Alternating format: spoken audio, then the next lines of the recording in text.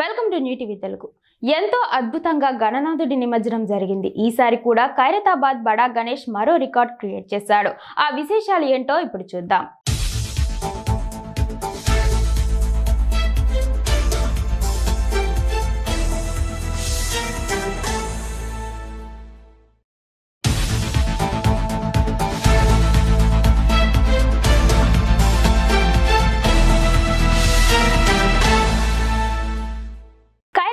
మహాగణపతి అంటే తెలుగు రాష్ట్రాల్లో ఎంతో ఫేమస్. గత కొన్ని దశాబ్దాలుగా ఎన్నో వింతలు, విశేషాలు, రికార్డులతో దూసుకెళ్తున్న ఖైరతాబాద్ బడా గణేష్ ఈసారి మరో రికార్డ్ క్రియేట్ చేశాడు.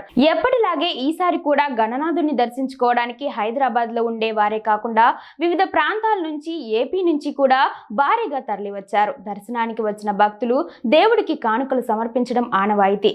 అలా ఈసారి ఖైరతాబాద్ గణేశుడి హుండీ ఆదాయం భారీగా పెంచారు భక్తులు.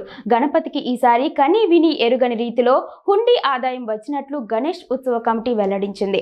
మట్టితో చేసిన ఈ భారీ విగ్రహం ప్రపంచంలోనే అత్యంత ఎత్తైన మట్టి విగ్రహంగా నిలిచి భక్తులను మరింత ఆకట్టుకుంది. ఖైరతాబాద్ గణేశుడి ఎత్తు మాత్రమే కాదు, ఆకారము అత్యంత ప్రత్యేకమనే చెప్పాలి. గడిచిన 70 ఏళ్లుగా వివిధ రూపాల్లో దర్శనమిస్తున్నాడు ఖైరతాబాద్ బొజ్జ గణపయ్య.